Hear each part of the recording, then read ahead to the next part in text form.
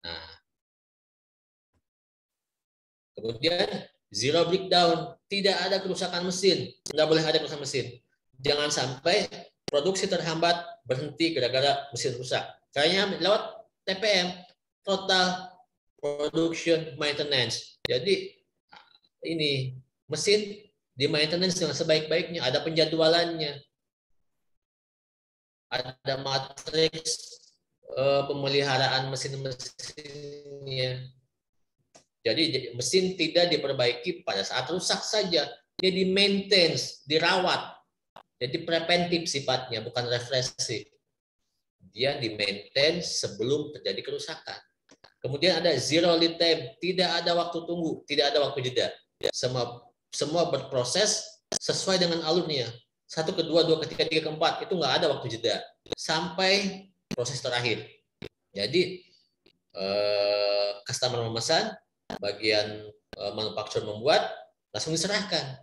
Nggak ada waktu yang terbuang, nggak ada waktu untuk menunggu, nggak ada waktu jeda, nggak ada waktu menganggur. Semua waktu terpakai sesuai dengan rencana dan sesuai dengan production planning-nya. Ya, itu tujuan implementasi dari JIT.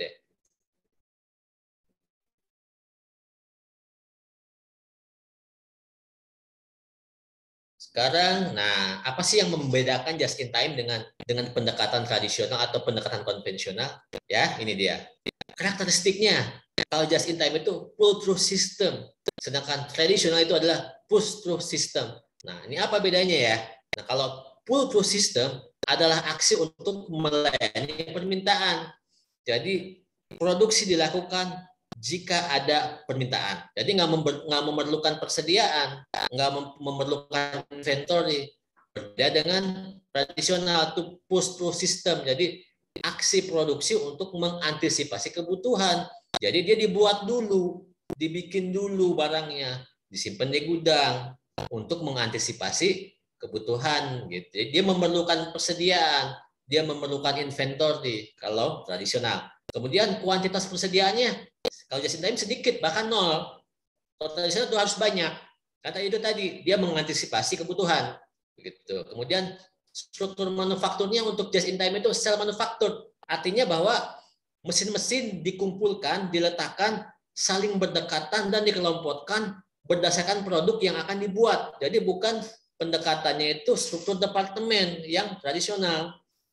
Jadi ketika akan membuat sepatu, ya semua alat, semua bahan, semua mesin untuk membuat sepatu didekatkan, diletakkan secara berdekatan. Tujuannya untuk memudahkan komunikasi antar operator juga, untuk mengurangi pergerakan yang nggak perlu juga. Nah, seperti itu.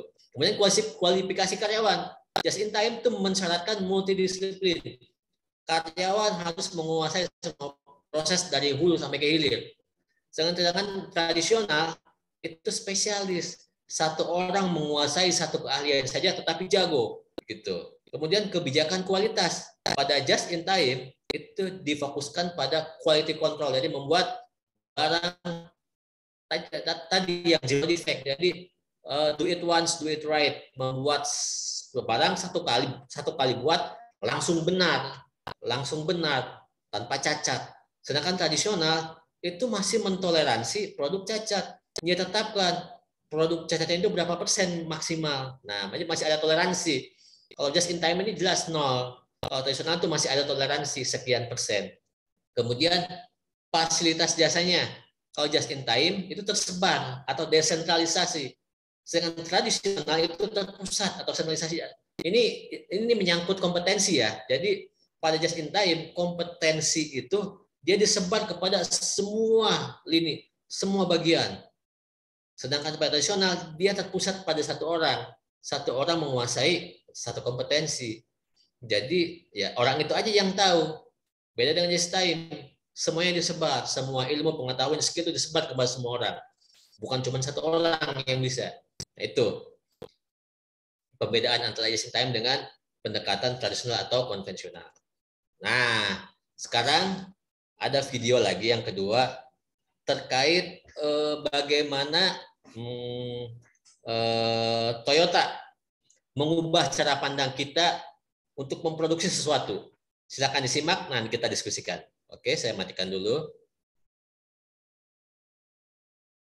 Nanti simak, nanti kita diskusikan lagi terkait video ini.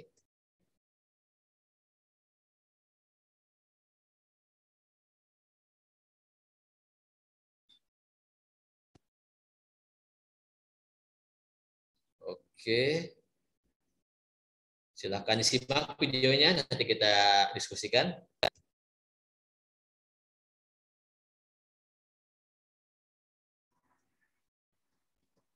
Toyota knows how to make cars.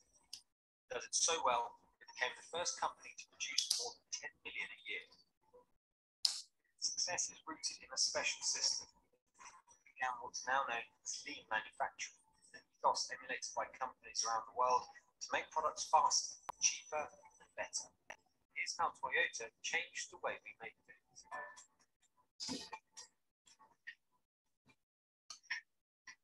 Following the Second World War, Japan was left in a precarious economic position. Steel and other metals are scarce. Already disadvantaged by lacking natural resources, materials were hard to come by, and companies had to be creative to compete.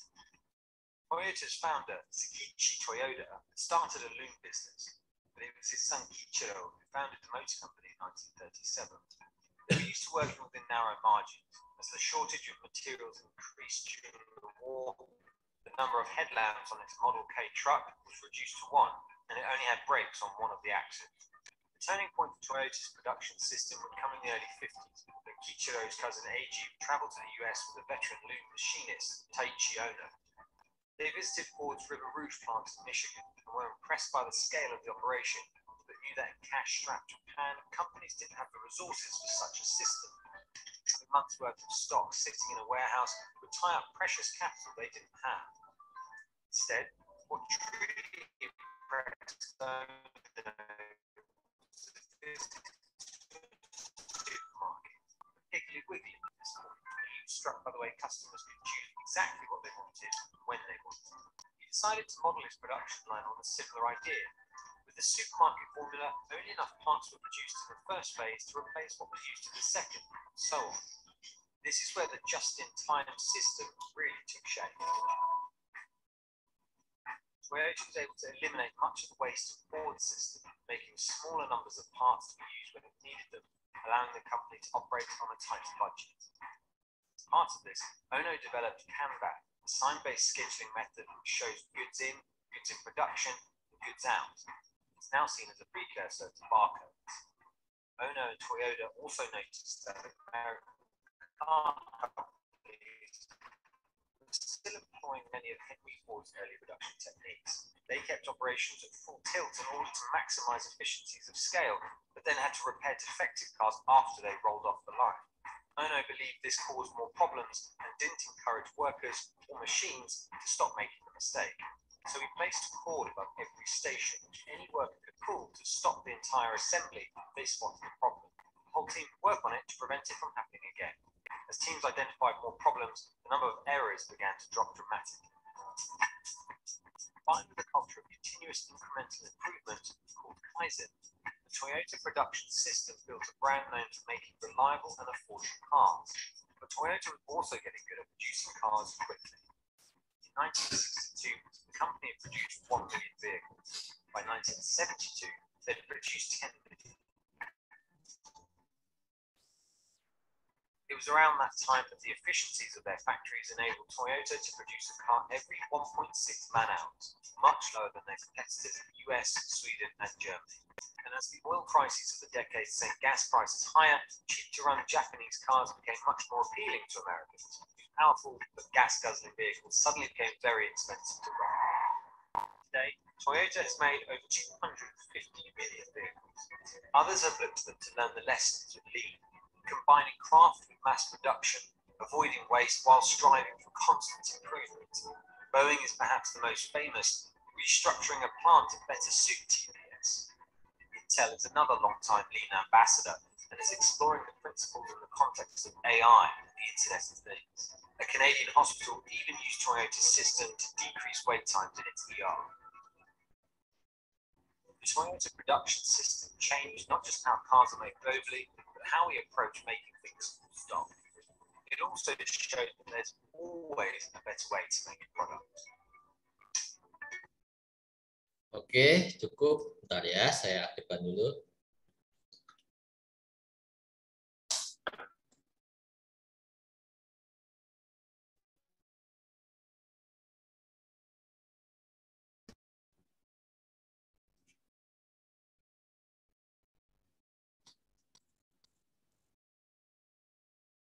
Apakah jelas videonya tadi?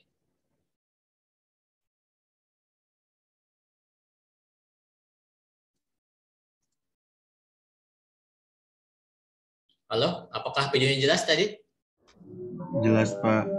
Oke. Sekarang saya coba ke Michael Lambok. Apakah hadir di sini? Hadir, Pak, hadir. Ya, bagaimana kabarnya? Alhamdulillah baik, Pak. Oke, jadi Anda menyimak tadi video yang tadi? Menyimak tapi agak ngelek-ngelek dikit, Pak. Nggak apa-apa. Apa yang Anda tangkap dari video tadi, Michael Lambok? Yang saya tangkap sih itu kayak perbuatan mobil ya, mobil Toyota itu sangat ketat dan dibilang sangat canggih karena itu dibuat oleh tenaga mesin atau robot dan bukan tenaga manusia lagi. Karena itu memang mobil itu memang harus dibuat secara kapasitas banyak ya, tapi jadi harus dibuat dengan secepat mungkin, Pak. Oke, terima kasih Michael Lambok. Oke, Pak. Sekarang saya lompat ke Maulana Rifki. Bagaimana? Apakah Anda sudah bergabung di sesi ini? Halo, Maulana Rifki?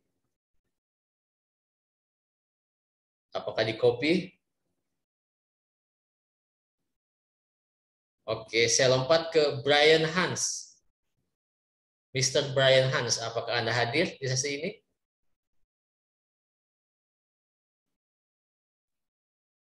Halo, Brian Hans?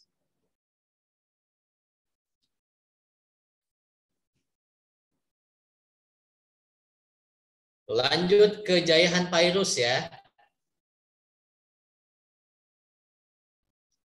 Halo, Jayahan Pairus. Apakah Anda hadir?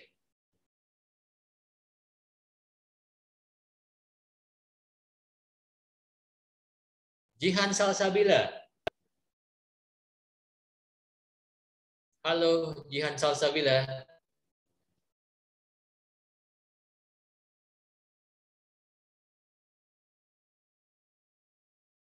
Akila Putri.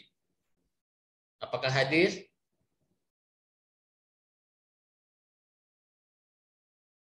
Halo, Akila Putri.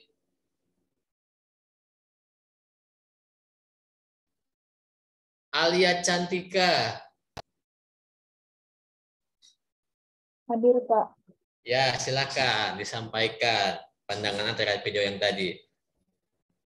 Saya lihat videonya agak delay, terus di belakang agak kesek-kesek. Tapi yang saya tangkap tadi itu, eh, Toyota itu kan dari Jepang ya, Pak. Nggak salah. Betul. Nah, Jepang pada awal itu dia ada kelangkaan sumber daya. Nah, si Toyota ini pakai just in time itu dan bisa ngebus kayak penjualannya dari 1 juta sampai naik ke 10 juta gitu, Pak. Oke. Cukup? Ada lagi yang mau disampaikan? Cukup, Pak. Cukup, terima kasih. Sekarang saya coba lagi ke siapa ini?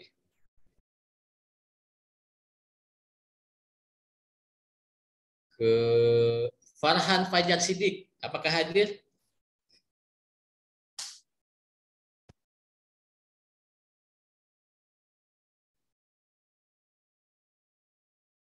Hadir, Pak. Farhan Fajar Sidik. Iya, ya Pak. Tadi Ya, videonya silakan disampaikan. sebelumnya mohon maaf ya. Tadi videonya itu kalau di device saya ini Pak agak putus-putus sama nge-lag gitu. Mungkin tadi yang saya dapat itu masalah produksi inian apa namanya mobil Toyota yang dimana tadi benar kata Ali yang suku cadangnya itu terbatas dibandingkan sama dengan negara lainnya kayak Amerika dan lain-lain. Itu aja Pak. Oke, terima kasih Farhan. Oke, saya lanjut ya. Jadi dari video tadi kita coba samarikan. Nah, ini kita coba samarikan terkait apa yang Toyota lakukan yang disebut oleh Toyota Production System atau TPS ya. Ini terdiri dari pertama cost reduction atau pengurangan biaya dan increase of capital turnover ratio. Nah, ini apa sih? Nah,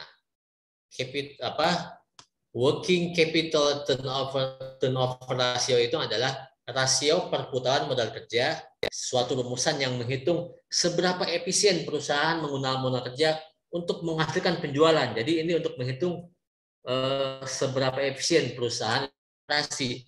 Jadi semakin tinggi ya semakin tinggi tingkat efisiensinya.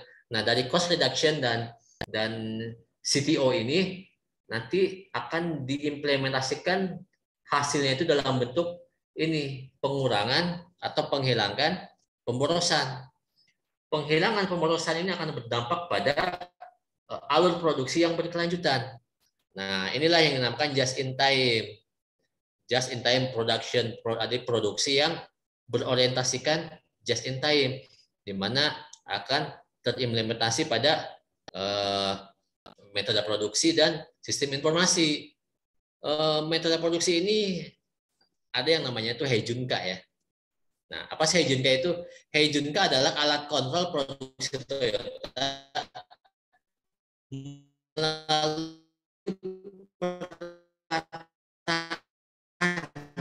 jadwal kerja dengan cara mengambil permintaan pelanggan aktual lalu menentukan pola rata setiap hari. Jadi ketika dibuat dalam waktu 7 hari misalnya, kita bagi menjadi 7 hari. Kemudian jumlah materialnya, berapa jumlah orang yang harus dilibatkan, berapa bahan bakunya. Nah, nanti diatur supaya setiap harinya itu schedule-nya itu sama, jam kerjanya itu tetap berapa jam. Misalnya 7,5 jam. Jadi setiap hari itu dibuat jadwalnya itu sama, 7,5 jam selama 7 hari. Jadi yang di otak-atik itu adalah materialnya, berapa jumlah tenaga kerjanya, berapa bahan bakunya, kemudian berapa jumlah mesinnya. Yang penting selama 7 hari itu penjadwalannya sama, jam kerjanya sama. Itu namanya Heijunka. Kemudian information system ini yang tadi saya jelaskan Kanban itu ya. Jadi pengaturan pekerjaan dengan menggunakan whiteboard, pakai kolom, pakai kartu. Nah, kemudian selain just in time production juga continuous flow of production ini nanti terimplementasi dalam Jidoka atau automasi. Automasi ini diterapkan dalam bentuk control by teamwork. Jadi QC itu dilakukan secara bersama-sama dari proses awal sampai proses akhir. Di masing-masing tahapan, di masing-masing proses itu ada QC-nya masing-masing. Dan automatic stop devices. Jadi alat penghenti otomatis. Jika ada produk yang nggak sesuai, yang cacat, otomatis langsung terhenti. Jadi produk tersebut langsung dihentikan. Nggak bisa lanjut ke tahap selanjutnya. Harus diperbaiki dulu sampai sempurna. Baru bisa lanjut ke proses selanjutnya. Nah, ini gambaran dari TPS, Toyota Production System. Oke, lanjut ya. Nah, dan bagaimana just in time ini bekerja? Seperti apa gambarannya? Seperti apa sih alurnya? Nah, ini. Pertama, customer places an order. Customer pesan. Memesan barang dulu. Kemudian manufacturer receive the order. Bagian manufaktur menerima order. Kemudian manufaktur order the material required product from supplier. Jadi bagian manufaktur dia meminta material, meminta bahan baku ke supplier. Kemudian supplier receive the order. Supplier menerima permintaan surat permintaan pengiriman bahan baku atau material, baru supplier deliver the material required or product to manufacture. Jadi supplier mengirimkan material yang dibutuhkan atau bahan baku yang dibutuhkan kepada bagian manufaktur. Maaf ya.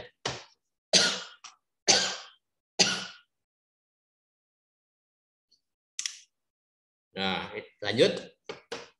Product is received by manufacturer. Jadi bahan baku, material diterima oleh bagian manufaktur. Selanjutnya manufacturer assemblies the product from the material received. Jadi bagian manufaktur memproduksi, membuat produk berdasarkan material yang diterima. Maaf ya. Sabar, saya dulu.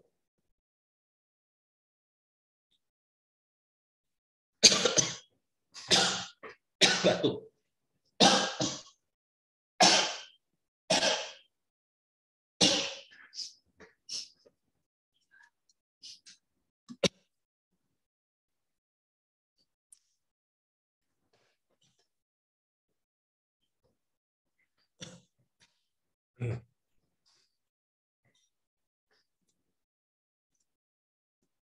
Nah, jadi bagian pabrikasi atau manufaktur, dia langsung membuat produk berdasarkan material yang dia terima dari supplier, berdasarkan pesanan yang dia terima dari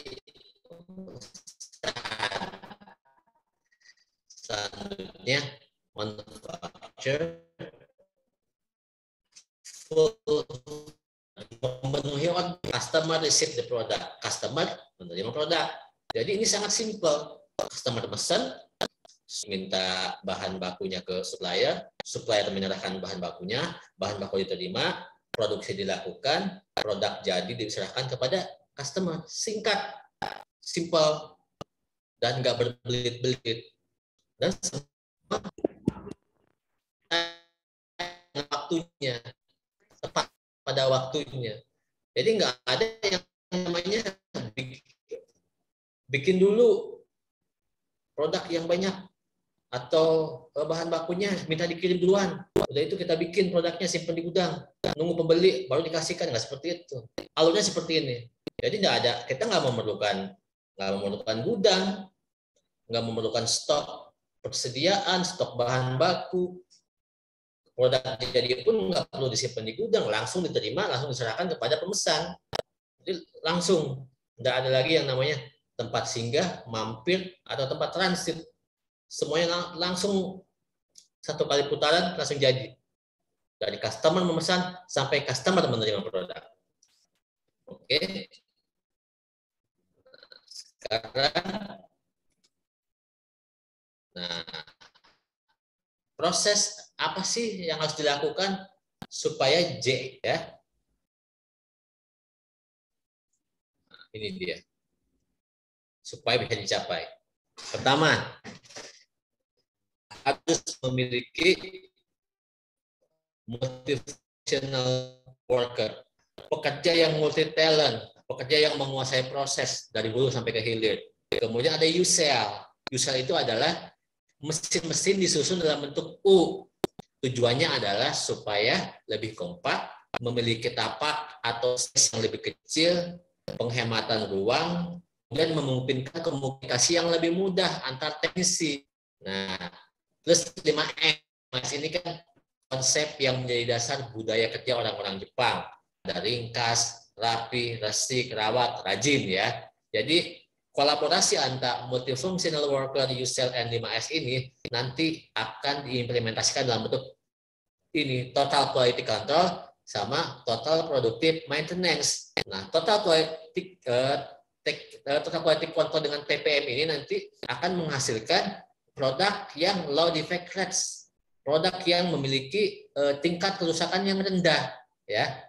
Sedangkan untuk waste reduction, yang untuk pengurangan pemborosan ini dilakukan melalui pengurangan waktu setup. Jadi semuanya langsung siap dengan pengurangan persediaan. Nah, nanti outputnya itu akan berbentuk sebagai small lot production, jadi produksi dengan lot yang rendah. Nah, nanti low defect dengan small production ini akan menghasilkan lead time reduction, yaitu pengurangan waktu tunggu atau penghilangan waktu tunggu, penghilangan waktu jeda, penghilangan waktu menganggur. Nanti ini akan berdampak terhadap kelancaran produksi atau production smoothing yang nanti akan dibantu oleh Kanban system dan akhirnya bisa mengimplementasikan just in time secara keseluruhan. Oke, lanjut ya. Maaf. Kita lanjut.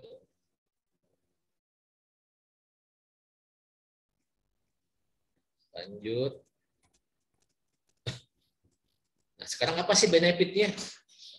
Saya mencoba untuk mensampaikan benefit JIT yang didapat oleh Toyota berdasarkan angka-angka ya, kalkulasi nominal. Inilah benefit yang didapat. Nah, ini kita lihat dari presentasi perbaikan secara agregat 3-5 tahun dengan presentasi perbaikan tahunannya. Ya. Oke, kita lihat perbandingannya. Sekarang dari aspek, nah, pengurangan waktu siklus produksi. Selama setahun itu ada pengurangan sampai 40%. Sedangkan 3-5 tahun ini eksponensial ininya dampaknya, benefitnya. Sampai ada pengurangan sampai 80-90%. Kemudian lanjut, pengurangan inventory, pengurangan persediaan apa aja, bisa berbentuk raw material, kemudian produk yang masih dalam proses, dan produk yang sudah jadi, yang disimpan sebagai persediaan. Nah, ini ada pengurangan yang signifikan, 10-30% tahun, dan 35-70% untuk 3-5 tahun. Kemudian 30-50% per tahun untuk work in process goods-nya, 70-90% per 3-5 tahun. Sedangkan untuk finished good atau untuk produk jadinya itu, persediaan di gudang itu berkurang 25-60% setiap tahunnya dan 60-90% untuk jangka waktu 3-5 tahun. Ini sangat signifikan sekali. Lanjut, pengurangan biaya tenaga kerja baik langsung maupun tidak langsung. Biaya tenaga kerja langsung itu biaya tenaga kerja yang memang langsung terlibat dalam proses produksi, ya, tenaga kerja yang ada di pabrik. Sedangkan yang indirect atau tidak langsung adalah tenaga kerja yang tidak langsung terlibat dalam proses produksi seperti bagian administrasi, keuangan, SDM, security, cleaning service, dan sebagainya. Ternyata juga ada pengurangan yang signifikan. Untuk yang direct labor itu 3-20% per tahun, 10-50% untuk 3-5 tahun. Untuk yang indirect labor itu 3-20% per tahun, 20-60% per 3-5 tahun. Selanjutnya adalah pengurangan ruang yang dibutuhkan. Pengurangan ruangan, mau gedung, mau space ruangan, itu ada pengurangan kebutuhannya. 25-50% per tahun, dan 40-80% untuk waktu 3-5 tahun.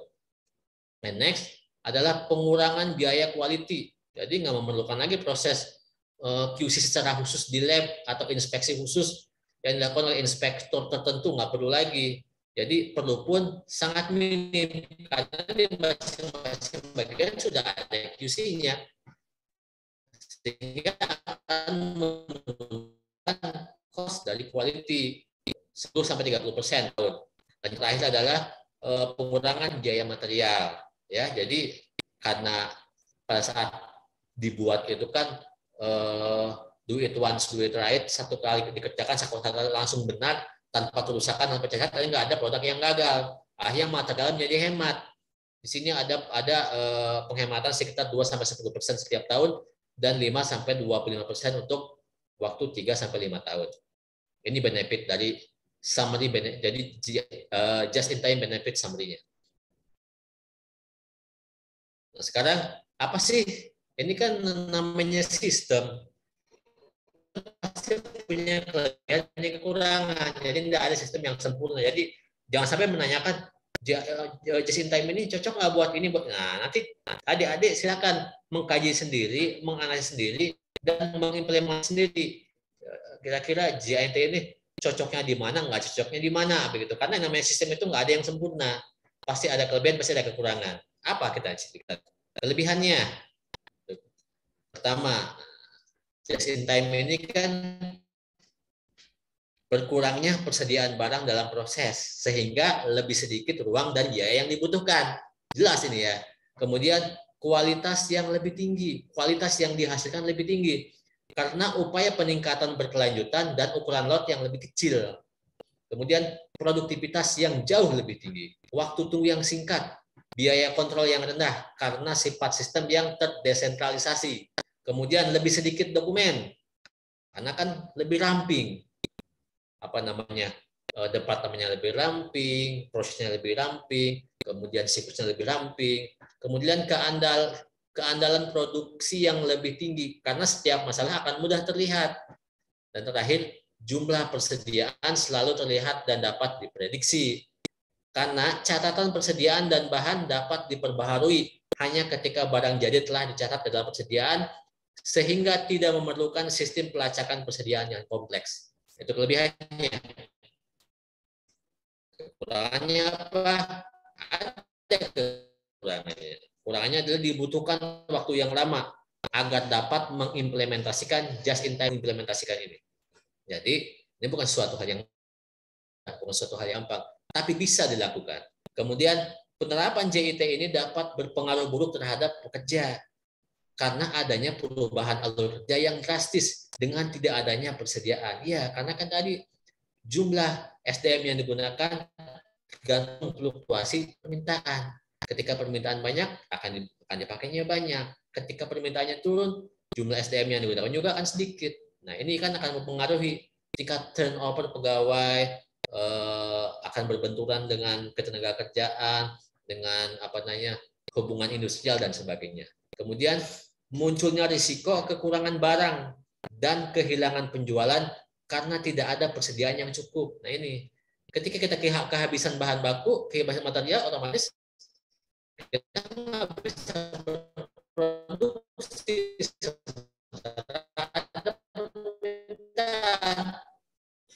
Otomatis kekurangan barang, akan kehilangan kesempatan, akan ada biaya kesempatan.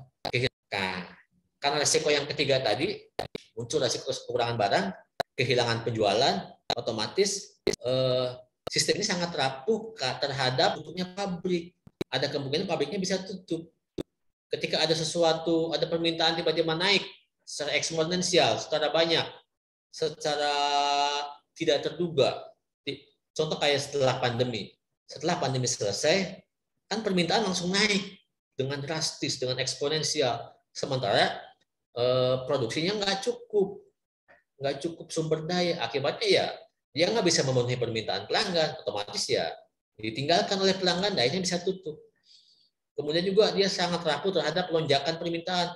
Ketika permintaan ada melonjak banyak, yang biasanya kita ngerjain 100 tiba-tiba 10.000, kita nggak sanggup, nggak bisa memenuhi, otomatis nggak akan dipilih, akan ditinggalkan pelanggan. Dan kejadian lainnya yang tidak menentu lainnya. Oke, ini kelebihan dan kekurangannya. Nah, sekarang apa sih hal-hal yang perlu diperhatikan ketika kita mengimplementasikan just in time? Ini beberapa catatannya ya. Pertama, just in time ini bukan pekerjaan yang mudah. Perlu effort yang besar. Karena perusahaan sekelas Toyota saja membutuhkan waktu sampai 20 tahun untuk mengimplementasikan ini. Nah, kemudian harus melakukan edukasi dan pelatihan kepada seluruh manajer serta jajaran eksekutif supaya memahami dengan betul detail serta teknis terkait just in time ini. Kemudian harus menjadikan kualitas sebagai prioritas. Next, memperbolehkan pekerja dan mesin tidak bekerja saat tidak ada pekerjaan. Jadi pada saat tidak ada pekerjaan, pekerja dan mesin boleh shutdown. Nah, ini kesempatan untuk melaksanakan maintenance, kesempatan untuk pekerja juga untuk beristirahat. Kemudian menjadikan pekerja sebagai pekerja yang handal, bukan cuma pekerja pekerja rutin, pekerjaan yang handal. Kemudian mengadopsi dan menerapkan pengukuran kinerja. Kemudian harus mengatur persediaan dan safety stock, harus pintar-pintar. Kapan sumber bahan baku itu dikirim, kapan bahan baku itu harus diterima, kapan bahan baku itu harus diproses, supaya tidak terjadi lack of production, tidak terjadi penghentian produksi. Terus pemasok dan pekerja harus diperhitungkan sebagai bagian penting perusahaan, karena mereka sangat berpengaruh terhadap proses produksi secara keseluruhan. Ini dari saya. Sampai sini ada yang mau diskusikan, silakan. Sebelum saya lanjut. Halo? Apakah ada yang ingin didiskusikan?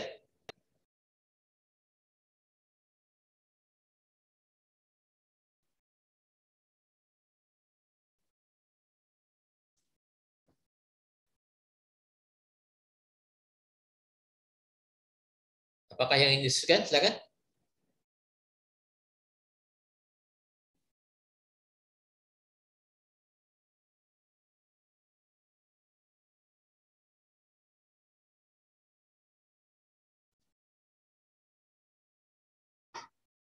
Nah, saya cek dulu ya. Putri Isyam, apakah ada?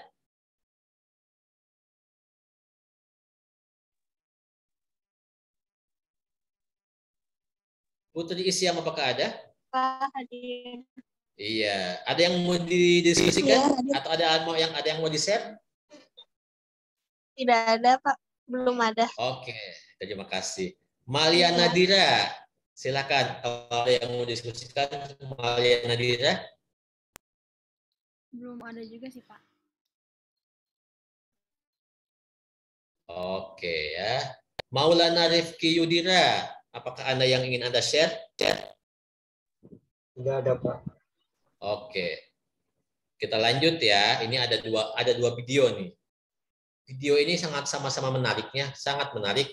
Pertama terkait sushi 100 yen sushi. Jadi sushi yang harganya 100 yen per piring.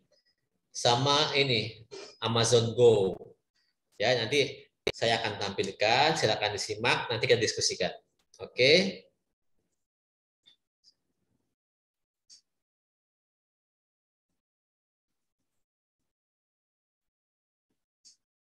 Saya coba matikan dulu.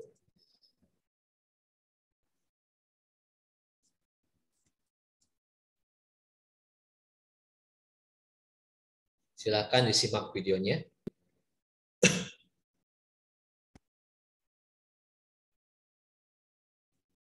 Ini terkait study case ya. Jadi sushi yang harganya jadi restoran yang menjual sushi 100 yen per piring. Oke, silakan disimak.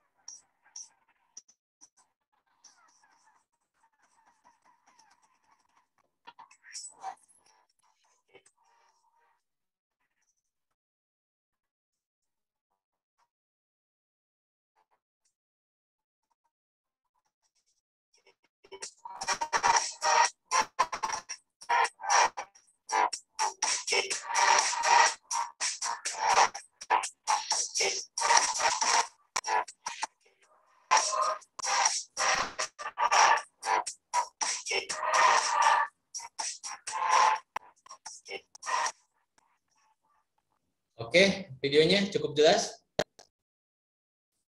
Cukup jelas videonya ya.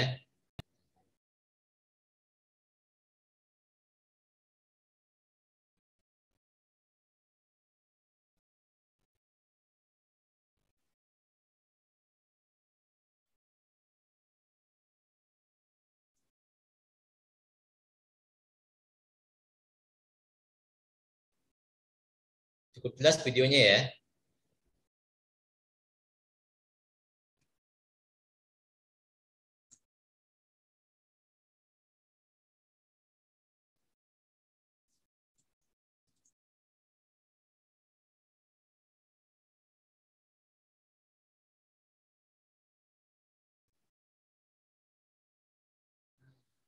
Saya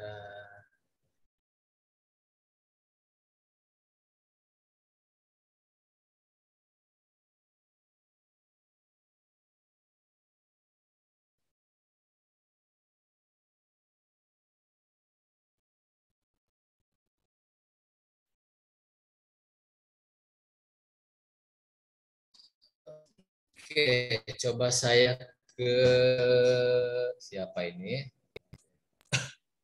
Jaihan Pairus ada?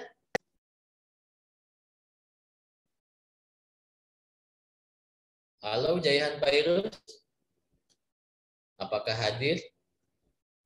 Mohon maaf Pak, sepertinya teman-teman masih banyak yang di jalan, makanya tidak menjawab. Karena setelah ini kita ada kuliah offline jam 2. Oh iya.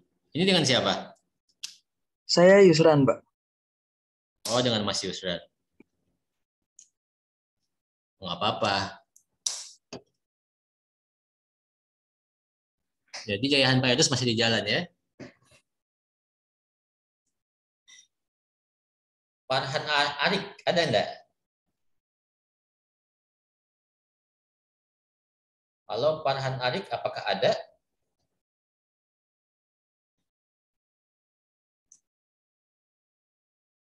Dendra Hermawan.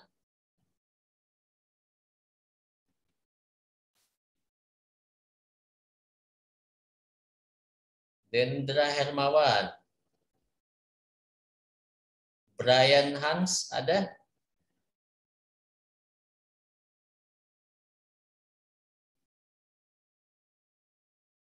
Jihan Salsabila?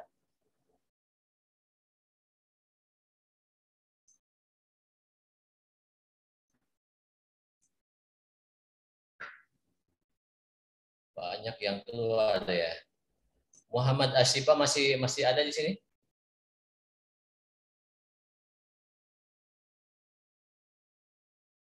Ya, Muhammad Asyifa.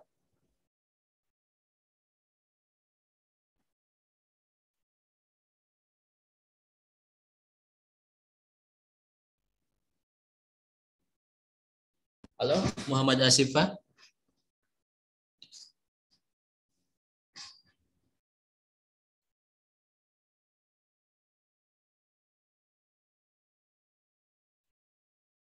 Siapa lagi? Berkurang lagi. Riza Amalia? Iya, Pak. Ya. Hadir. Hadir. Anda simak video tadi? Simak. Ya, coba Anda ceritakan terkait video tadi. Kalau menurut saya itu tadi video soal restoran sushi yang dia itu satu plate-nya itu cuma 100 yen. Terus habis itu bisa makan sepuasnya, dan kalau misalnya lebih dari 5 piring itu ada kesempatan atau change untuk menang hadiah. Iya. Terus implementasi just in time-nya di mana pada restoran tersebut? Menurut Anda? Menurut saya implementasinya tuh jadi si pelanggan itu bisa ngambil makanan yang mereka cuma mau doang gitu, dan yang di belakang yang misalnya menurut saya ya, yang memproduksi makanannya, memproduksi sushi itu bisa nge-restock emang barang yang cuma misalnya kayak sushi itu cuma sushi tuna nih yang habis, ya udah di restocknya sushi tuna, nggak usah perlu ngebuat nge-restock semua sushi dari awal gitu. Oke. Ada lagi? Itu aja. Oke ya. Sekarang saya pindah ke. Apakah ada Maya di sini? Malia Nadira ada? Hadir, Pak. Ya, silakan Anda ceritakan video tadi. Keterkaitannya dengan just in time. Ya mungkin cukup sama sih Pak dengan Riza, karena jadi yang memproduksi makanan sushinya itu di belakang bisa menyesuaikan barangnya. Kalau misalkan dilihat ada, misalkan yang tuna ini habis, mereka bisa langsung cepat-cepat untuk nge-restock itu supaya pelanggan tuh bisa ngambil lagi gitu Pak. Jadi nggak ada lagi? Mungkin itu sih Pak yang saya tangkap. Itu Pak. Oke, terima kasih. Teman-teman yang lain silakan jika masih ada terkait video ini, keterkaitannya dengan just in time, silakan disampaikan.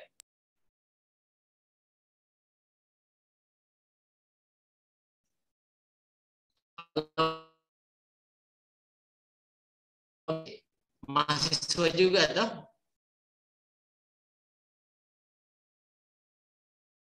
Halo, Mas Yusran Ilyasa? Maaf Pak, suaranya sedikit putus-putus di sini Pak. Iya, Mas Yusran ini bagian dari mahasiswa juga kan ya, untuk kelas betul. ini? Mahasiswa. Ya. Menurut Anda apa video yang tadi itu?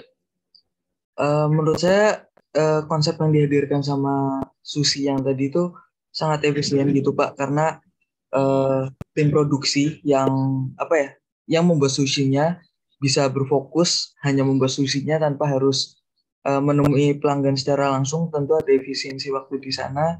Terus ya seperti yang tadi Riza katakan, bisa mereka bisa tahu barang produk yang mana yang sudah lebih sedikit dibanding produk yang lain, dan dia bisa berfokus sama produk yang udah dikit, dia bisa restock kayak gitu. Dan kalau nggak salah tadi dia bisa menghitung karena harganya semua sama gitu ya Pak, tiap produknya. Betul. Bisa dihitung per piring gitu Pak. Dia punya sistem di setiap mejanya yang bisa menghitung piringnya. Jadi mungkin nanti proses pembayarannya dihitung melalui piring yang dimasukkan. Kayak gitu Pak.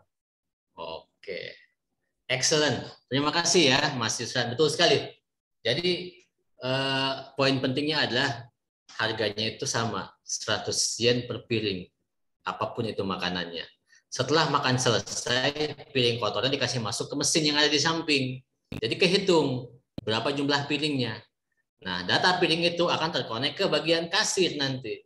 Pas datang ke kasir nggak perlu lagi ngomong, saya makan sekian, nggak perlu. Dan kasir pun nggak perlu nanya, Anda makan apa aja, makan berapa, nggak perlu. Data terhitung di kasir. Langsung Anda makan 10.000 yen yang harus Anda bayar. Langsung bayar tanpa ngantri. Efisiennya di restoran tersebut. Jadi Anda makan aja, masukin piringnya ke tempat yang seharusnya, selesai datang ke kasir langsung bayar. Simple, just as simple as that gitu. Oke, terima kasih teman-teman ya. Ini ada satu lagi video terkait Amazon Go ya. Saya akan coba share lagi. Tapi saya matikan dulu. Oke, saya matikan dulu. Silakan disimak videonya terkait Amazon Go.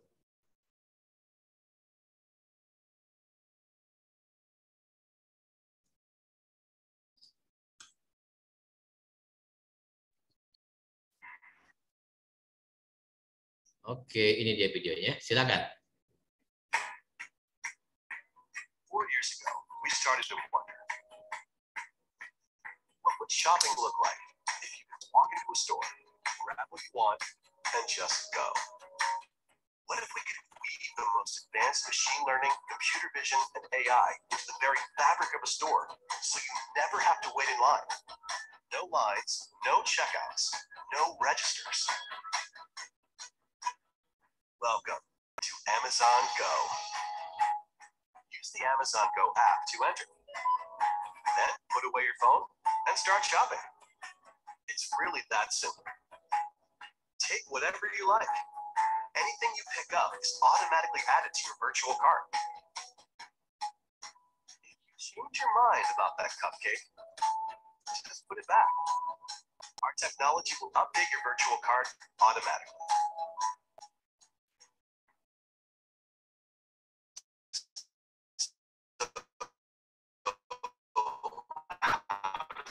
Work?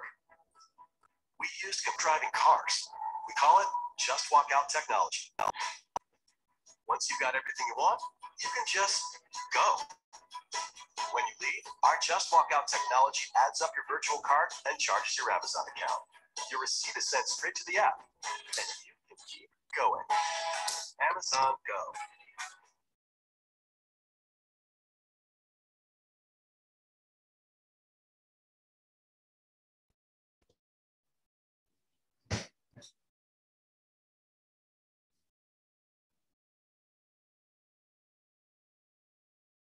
Oke, cukup jelas videonya ya. Nah, sekarang ada berapa orang sekarang? Tinggal 15. Silakan, Alvin. Silakan disampaikan terkait video yang tadi. Ya, Pak. Ya, silakan. Terkait video Amazon yang tadi. Silakan disampaikan pandangan Anda. Maaf, Pak. Tadi saya kurang merhatiin yang video Amazon, Pak. Soalnya tadi lagi siap-siap buat ke kampus, Pak. Oh, nggak apa-apa. Oke, thank you ya. Iya, Pak. Oke. Sekarang ke siapa ini? Alia Cantika ada? Hadir, Pak. Oke, silakan sampaikan. Kalau yang dari saya tangkap itu tadi dari pembayarannya gitu ya, Pak. Jadi langsung barangnya langsung diambil, jadi bisa langsung bisa langsung keluar tanpa perlu antri, tanpa perlu ada antrian panjang gitu ya, Pak. Kurang lebih seperti itu, Pak.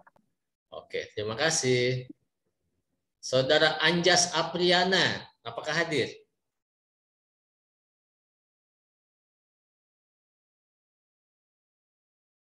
Saudara Anjas Apriana, apakah hadir di kelas ini? Hadir, Pak. Ya, coba Anda ceritakan terkait video yang tadi.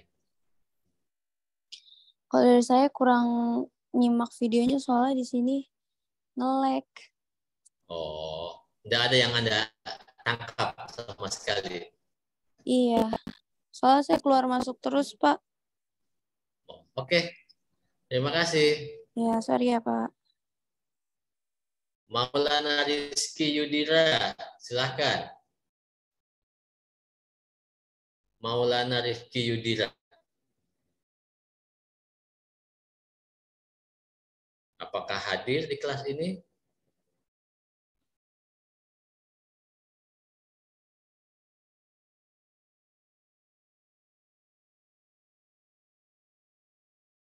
Nah, ini ada Muhammad Ashifa, silakan. Muhammad Ashifa. Hadir, Pak, hadir. Ya, silakan. Oke, jadi dari video tadi ngelek-ngelek sedikit sih, Pak. Agak nangkep dikit lah. Jadi di Amazon kan dibeli di supermarket gitu, kayak apa namanya disimpelin gitulah, tidak diribetkan. Jadi langsung ngambil aja, nanti pembayarannya langsung di Amazon, langsung di websitenya. Kemudian ketika barang itu sudah diambil, maka langsung ke akunnya gitu, ke akun Amazonnya, langsung terinput gitu, Pak. Jadi stok yang diambil juga langsung masuk ke data Amazon, langsung diperbarui lagi gitu. Itu sih, Pak, yang Jadi implementasi just in time di sini di mana? Apa? Implementasi dari just in time-nya di mana letaknya? Ya, tadi kalau yang saya baca kayak ketika barang itu diambil langsung stok lagi gitu, Pak, langsung ada data inputnya dari Amazonnya. Jadi kayak apa ya? Kayak menunggu barang itu diambil dulu, baru ada lagi gitu. Oke, thank you ya. Oke, Pak. Oke, jadi Amazon ini adalah merupakan inovasi dari supermarket masa kini. Kita cukup punya akun Amazon Go untuk masuk ke dalamnya, tinggal scan barcode, Anda pintu kebuka, Anda masuk, Anda belanja yang Anda butuhkan, Anda ambil, langsung pulang. Anda nggak perlu ke kasir, memang nggak ada kasir, nggak ada penjaga, nggak ada pelayan, nggak ada kasir, kosong, nggak ada orang di situ. Anda masuk, Anda belanja, ambil yang Anda perlukan, Anda pulang. Nanti belanjaan Anda akan masuk ke keranjang virtual di akun Anda. Pembayarannya pun ya lewat ini. Lewat pembayaran di Amazon bisa, lewat pakai kartu kredit bisa, lewat kartu debit bisa pakai OVO bisa, pakai apa lagi? Pakai GoPay bisa, pakai Dana bisa. Jadi ya itu, kita nggak perlu masuknya, nggak perlu antri, belanjanya nggak perlu antri, karena nggak ada kasir, kita nggak perlu ngantri di kasir, nggak perlu ngantri untuk pembayaran, datang belanja terus pulang. Jadi benar-benar efisien, benar-benar just in time. Jadi nggak ada antrian sama sekali, mulai dari masuk sampai keluar itu betul-betul simple, datang ambil pulang. Nanti semuanya akan dimasuk lewat di akun Anda atau di email Anda. Berapa barang yang Anda ambil, yang Anda beli, berapa total harganya. Pembayarannya ya, bisa lewat ini yang di Amazon itu, Amazon Pay, bisa pakai PayPal, bisa pakai debit card atau Mastercard, credit card dan sebagainya. Sangat simpel sekali. Nggak ada waktu antrian, nggak ada waktu tunggu. Jadi masuk, beli, dan pulang. Oke, itu ini sedikit lagi dari saya, cuma satu ini aja. Bentar ya, saya share screen lagi.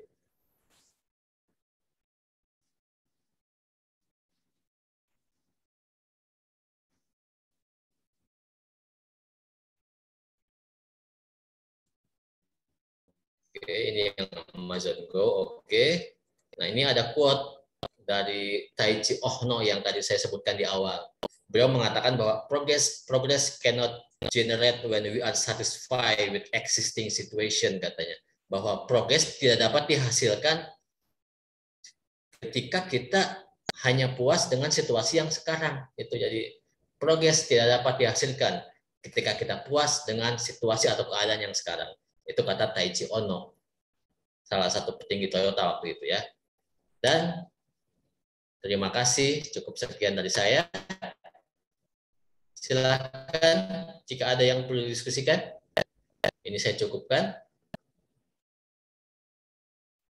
Silakan adik-adik, jika ada yang mau didiskusikan. Mbak, mungkin saya silakan. Dengan siapa ini? Dengan Yusran, Pak.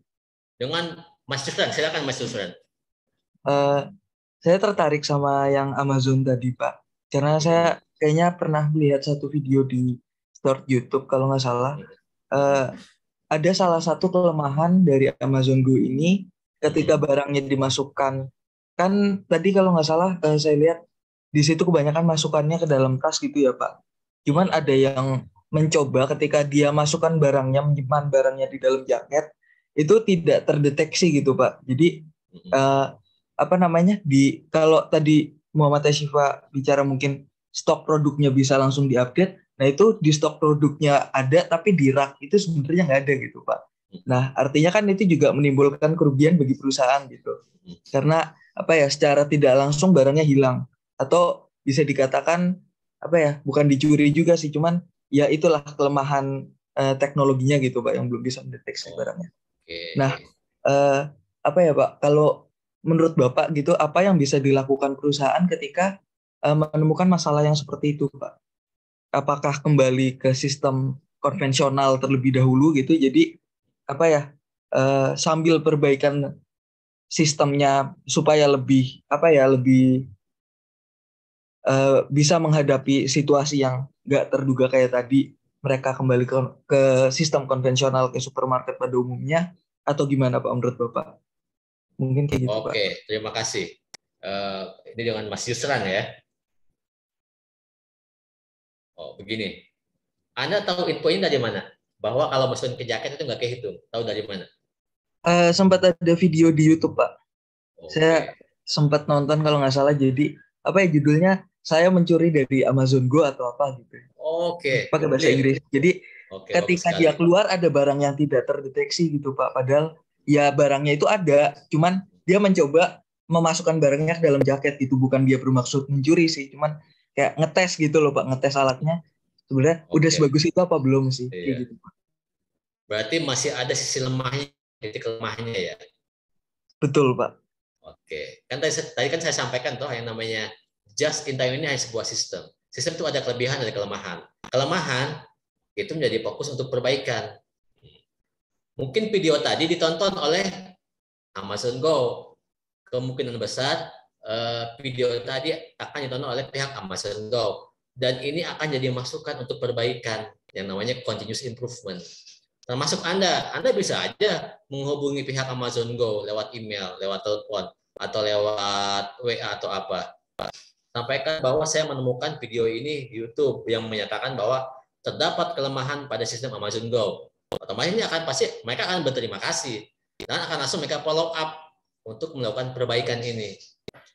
Semakin banyak kelemahan yang ditemukan, semakin banyak masukan yang disampaikan lewat media, lewat apa, akan semakin banyak pula perbaikan yang dilakukan.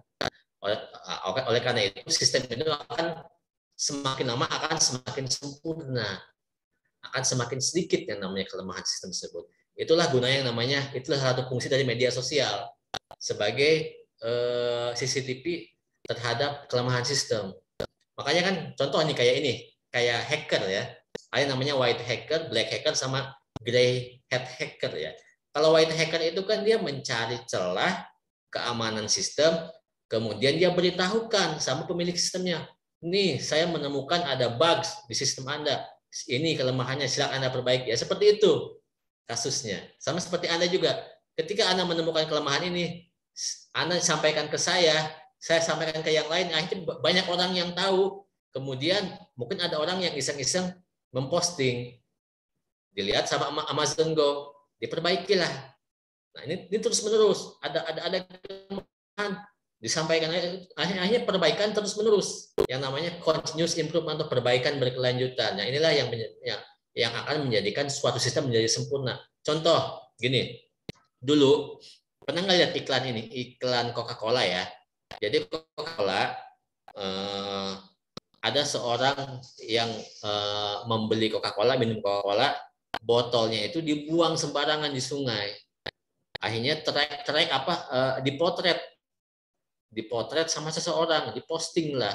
Ramai akhirnya, Coca-Cola menyebabkan pencemaran. Coca-Cola gimana mencikapinya? Gampang, dia bikin iklan yang sangat inovatif. Di iklan itu dikatakan bahwa kalau Anda membeli Coca-Cola 5, Anda mendapatkan alat multifungsi. Dengan alat ini, Anda bisa memanfaatkan botol Coca-Cola untuk nyemprot tanaman, untuk mainan, dipakai sebagai alat dapur, untuk membuka tutup botolnya dan sebagainya. Jadi hal seperti ini bisa disikapi dengan sesuatu yang sepertinya inovatif. Contoh kedua, Anda kenal Bernie Ecclestone ya, salah satu petinggi dari Formula One, balapan mobil Formula One. Pada suatu sore, dia pulang dari kantor ke rumahnya. Karena cuaca lagi indah, cerah, dia jalan kaki dari kantor ke rumahnya, lewat lorong-lorong yang agak-agak yang agak-agak rawan ya. Yang benar, pas dia sampai di lorong, dia dicegat dan dikeroyok oleh sekumpulan preman. Dihajar sampai babak belur, dan jam tangannya yang Hublot itu yang harganya 5 miliar diambil. Kemudian wajah dia yang babak belur, dia selfie, dia kirimkan foto selfie-nya ke ownernya jam tangan Hublot. Tapi apa yang Hublot lakukan? Hublot mengatakan, kami minta maaf atas kejadian ini, gara-gara Anda memakai jam tangan kami, Anda dirampok, Anda babak belur. Tapi bisa nggak kami minta sesuatu kepada Anda? foto Anda yang babak belur akan kami gunakan sebagai iklan jam tangan kami. Akhirnya foto yang brand Eccleston itu dijadikan sebagai foto iklan Hublot. Sebagai imbal baliknya, sebagai apa namanya, terima kasihnya, brand Eccleston menjadikan Hublot sebagai jam tangan official untuk balapan Formula One. Jadi semua pembalap official Formula One dapat satu-satu jam tangan Hublot. Jadi itu ada kerjasama, akhirnya dari kejadian yang tidak menguntungkan jadi kejadian yang tidak baik bisa menghasilkan kesepakatan yang baik, bisa menghasilkan sesuatu keuntungan, bisa menghasilkan sesuatu hal yang positif. Begitu. Paham ya, saudara ya, mahasiswa ya? Mungkin terlalu panjang penjelasan saya, tapi Anda bisa menangkap intinya ya. Oke? Cukup? Apakah ada lagi? Cukup ya? paham, Pak. Cukup? Cuman mungkin sedikit lagi, Pak. Ya, silakan. Kalau tadi kan Bapak bilang apa ya, akan ada peningkatan kualitas dari sistemnya gitu ya, Pak. Dan itu kan membutuhkan waktu gitu, Pak. Nah, di jeda waktu antara sistem yang lama dirubah ke sistem yang baru itu, menurut Bapak apa yang sebaiknya dilakukan sama perusahaan gitu, Pak? Mengubah ke sistem konvensional kayak supermarket yang masih pakai apa namanya kasir segala macam, atau mempertahankan sistem yang ada dulu gitu, Pak, dengan kelemahannya gitu. Menurut Bapak mana yang lebih baik? Karena Amazon Go itu kan sudah menjadi ini ya, sudah menjadi semacam konsep yang memang konsepnya. Jadi tetap harus jalan dengan segala keterbatasannya. Jalan aja dulu sambil diperbaiki sedikit demi sedikit. Jangan karena gara-gara masalah ini pindah dulu ke konvensional. Ini di stop dulu atau jalan dua-duanya, konvensional juga yang ini juga jalan. Ya nggak bisa seperti itu. Ini tetap jalan karena kan masih bisa jalan. Masih bisa jalan, nggak boleh stuck, dan masih bisa berfungsi, masih bisa beroperasi dengan baik. Konsepnya memang bagus, cuman ada sedikit kelemahannya. Nggak ada masalah, tetap jalan dengan sistem yang ada, tanpa merubah pola bisnisnya, sambil terus diperbaiki. Tetap jalan. Jadi seperti itu, tetap tahankan, jalan, sambil diperbaiki. Nggak perlu merubah kembali ke zaman konvensional, nggak perlu. Tetap jalan. Itu dari saya. Cukup ya? Atau ada yang lagi yang belum jelas? Jauh ini cukup, Pak. Terima kasih, Pak. Terima kasih. Teman rekan-rekan, Kak Rosma, apakah waktu kita cukup? Rosmalina sepertinya keluar dari Zoom, Pak. Terkendala jaringan. Keluar ya? Iya. Apakah waktu kita sudah cukup atau masih ada? Sepertinya cukup, Pak. Kalau dari Bapak merasa sudah cukup. Nanti ada ini ya, ada kuliah offline hari ini ya? Iya betul, Pak, pukul 2. Dan teman-teman kayaknya masih pada di jalan, jadi kurang kondusif juga mungkin kalau kita lanjutkan. Sekarang di sana pukul 1 lewat ya? Iya, jam 1:08. Oke, terima kasih. Kalau begitu, sebentar. Saya mohon yang hadir di on cam dulu kameranya, saya akan ini dokumentasi. Oke, silakan on cam dulu semuanya. Saya coba dokumentasikan dulu. Ya, sebentar ya. Saya coba dulu. Silakan di on cam semuanya. Oke, saya coba 1, 2, 3. 1, 2, 3.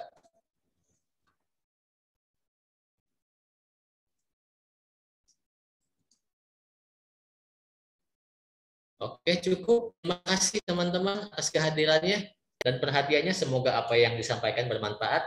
Sampai jumpa pada pertemuan selanjutnya. Terima kasih semuanya. Assalamualaikum, selamat siang. Waalaikumsalam warahmatullahi wabarakatuh. Terima kasih, Pak. Sama-sama.